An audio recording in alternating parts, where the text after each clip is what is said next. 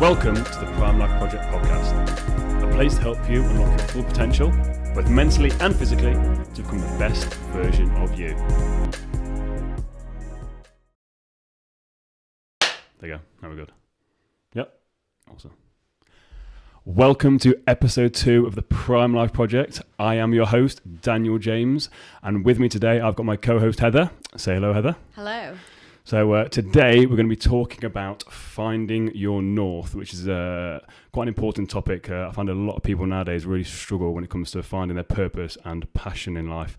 So today's podcast is all about finding your north and helping you along your journey, basically finding out what direction do you want to go in, and we're going to delve a little bit deeper into it, and I'm going to give you some little tips to hopefully help you along your journey. But I want to start off with a quote from a guy called Tony Robbins, and if you don't know who Tony Robbins is, I strongly recommend you Google Tony Robbins, or actually even better, YouTube Tony Robbins. After you finish watching this video, YouTube Tony Robbins. So, quote from Tony Robbins saying, "Making a decision on what you want is the ultimate power that you can give yourself." And for me, I think that is just incredible. I think it sums it up perfectly, because a lot of people go around throughout their life and they have absolutely no idea what they want. Do you know what you want? I would say just about, yeah. Do you? Yeah. Is that something you've just discovered? For trial and error. Trial and error? Yeah. Okay, how old are you? 22. Okay, like 22 years old, that's pretty good. So for me, I say to people all the time, I would say I'm 30 years old. I know I don't look 30 years old. So we literally just before we started recording as well, we're talking about age, and these two will make me feel old. So I've also got Lauren in the background who's video recording. So Lauren and Heather will make me feel old before we started recording. And I say to people, especially my clients, that I would say essentially wasted 28 years of my life because I didn't know what the hell I wanted to do. And I was almost like coasting through life, which again is why I set this podcast up, to basically try and help people not do what I did, because it was quite sad. So at your age, to figure out what you kind of know what you want to do, that's pretty cool. So you're already ahead of the game, which is awesome. So again, you can add some good insight into this, which is awesome. So that quote from Tony Robbins, I said, really sort of hits me. But it's not just today about finding out what you want to do, because I find this now a lot. Do you find there's a lot of people at your university where people talk a lot about doing things, but they don't actually do shit? Yeah, I don't think people realise that their actions don't necessarily line up with where they want to be.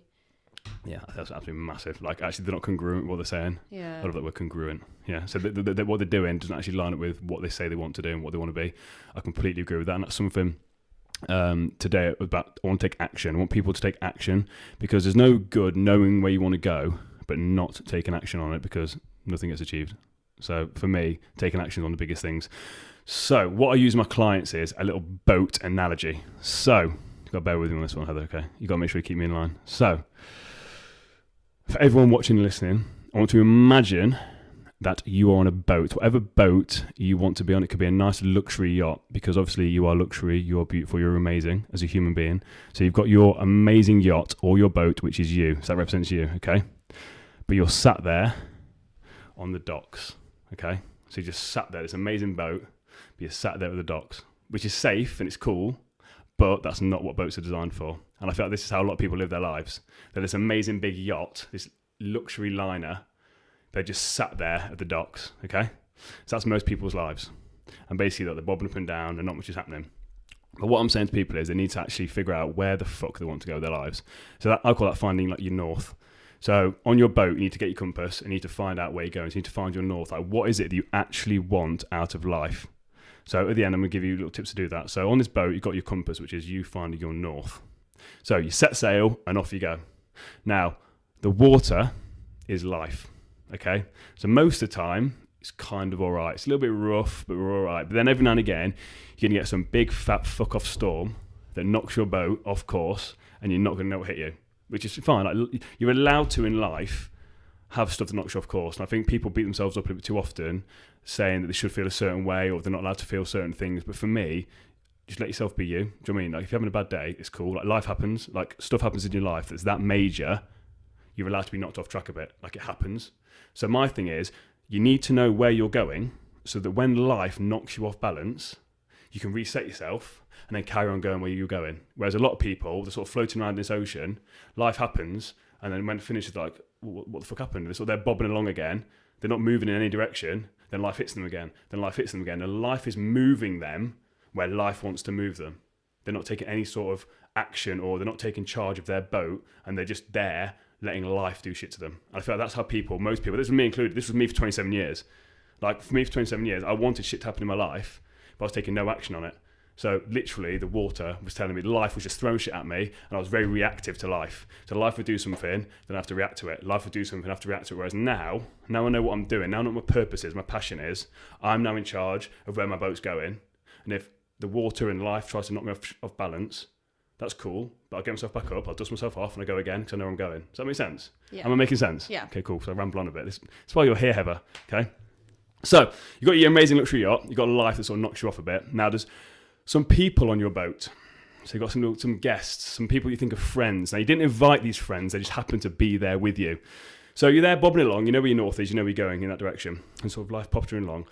But you've got people that are going to whisper into your ear. And these aren't people as in like your friends or family, or they could be, but it's normally the voice inside your head that's going to be saying to you, are you sure you want to go in that direction? We were safer at the shore. And again, it makes you start to doubt, am I going in the right direction? Or, you need to turn back, you're doing it wrong. You don't deserve this, you're not worthy. And straight away, these little voices inside your head make you doubt if what you want is actually what you really want.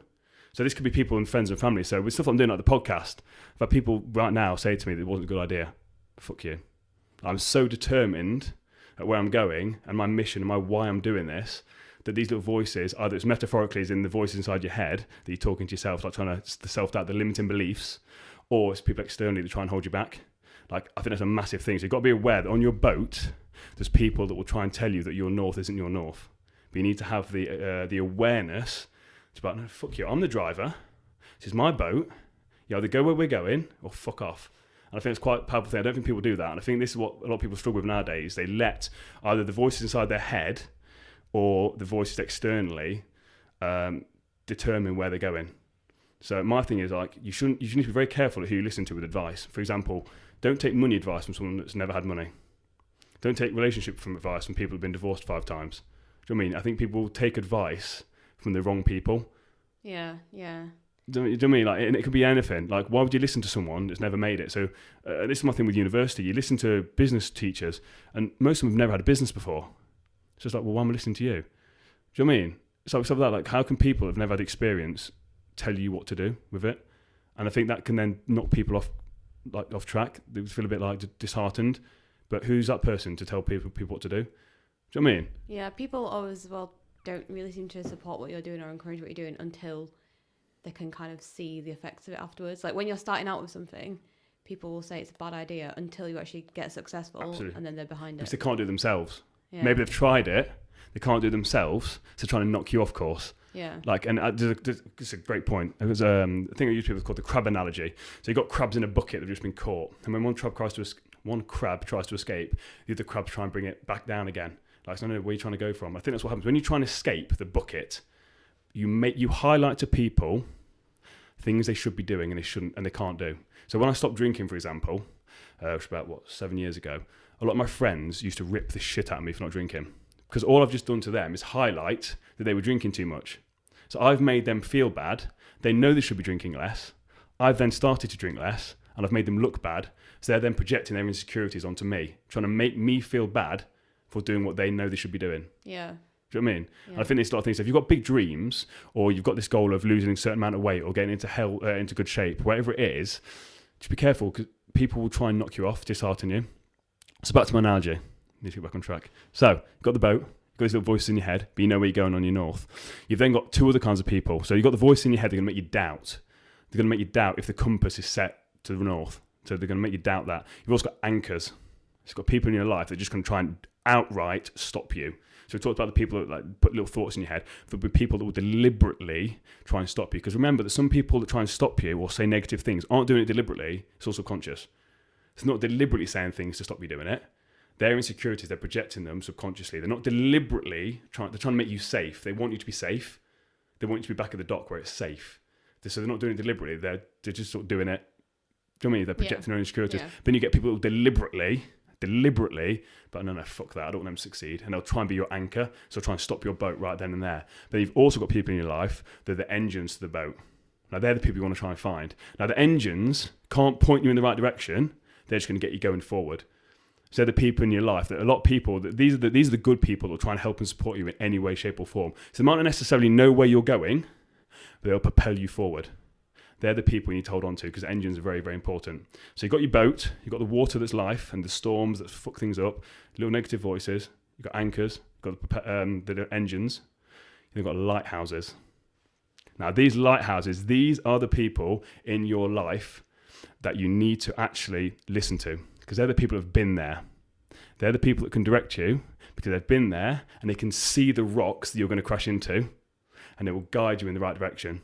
So they're the ones you want to listen to. They're the people that are like gold. So for me, the lighthouse is the most important people. You don't necessarily need engines, but you need lighthouses to guide you. Right. Does that make sense? Yeah. See.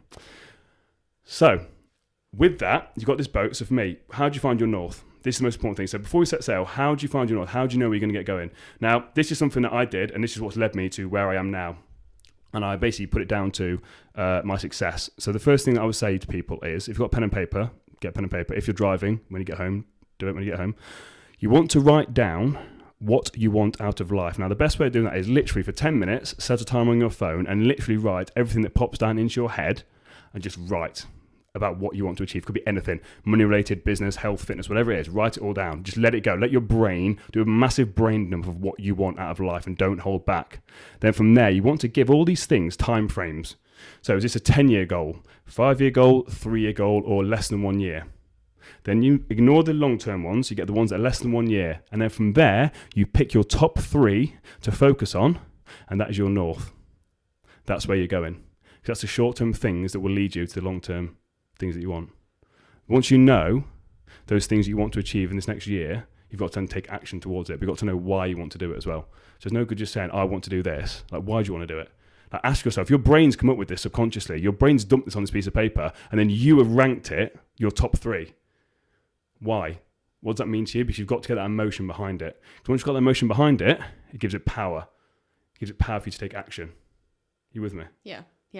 Awesome. I think as well with time frames, I read a thing that however long you set yourself a time frame is the amount of time it'll take to do it. So if someone said to you, wake up in the morning and run a marathon with no training, you couldn't do it. But if someone said, in a year, I want you to train and run a marathon, because you've put the emotion into it, at the end, you will actually do it. Yeah, you put the time, energy and effort into doing it. Yeah. Especially if you're running a marathon, let's say one of your parents or close friend died of cancer, and you're doing it for cancer research, there's a bigger reason why you're doing it. Yeah, rather than just do it. Didn't just do it, exactly, because then it's like, oh, fuck that, I'd rather just stay in bed. Do you know what I mean? Yeah. So I think it's really important that you've got to have that emotion, because like I said, no one wants to get up and go for a run. Like, no one. Like I said, you do a marathon, people put it off. Like, how many times at university have you had a deadline, you left it till the last minute? This week. Yeah, there we go. So there we go. And again, I'm pretty sure that everyone listening to this at some point has done that. But if your life depended on it, or you're doing it for a bigger purpose, so that's one you actually cared about, like you had a real reason why. Let's say, for example, I'm completely making this up. Let's say your assignment, when it's handed in, could help feed 1 million kids in Africa. Would you wait till the last minute to get it done? No, I'd do it straight away. Exactly. Yeah. That's it. You take action straight away. And that's the thing. People don't take action straight away because they don't have a big enough reason why they want to do it. So this is the thing. So once you figure it out, then this is why it's important with you, let your brain do the dumping. So the reason why you're not just thinking, you're not just sat there just doing like, oh, it's 2 minutes, I'm going to see what comes up with things. Because your brain's, there's things that you want to achieve in your life that you know about. But if you give your brain 10 minutes, it will come up with some weird fucking shit that you didn't even realise you wanted. And you'll look at it and be like, why did I want that house, 6-bedroom house? And you're just like, I don't really know. And then you realise maybe you want 3 kids, but you've sort of suppressed it because you're so busy working on your career or something like that. But actually then like, actually, do I actually want kids? Then it gets you thinking, because you don't want to get to that age where you're 35, 40, 45, and like, oh, I kind of want kids. And this is again what people do because they're so safe at the shore, or they're letting life dictate to them. Like, people need to know what the fuck they want to do. And that's the thing with me. Like, until I actually sat down and did this, and I was like, fuck, so what do I actually want to do? Like, and I realised that actually my north, my why was helping people, which is why I've set this up, which is why I've now got 3 coaches working for me, because I want to help as many people as possible. But I didn't know that at the time. It's only when I sat down, I looked at all these goals, I was like, what do I want to do? I was like, actually, I've had this really bad thing happen to me. How can I use this to help people? And once I had that, I had my why, because I don't want anyone to feel how shit I felt. Yeah, Does so that it make comes sense? from like an emotional point of view then. Absolutely. So people are like, why are you so... if you look at the trajectory of where I've come in the last year, people are like, your trajectory is ridiculous. Yeah, because I don't want people to feel how shit I felt. Like, I've got information that I know can help people.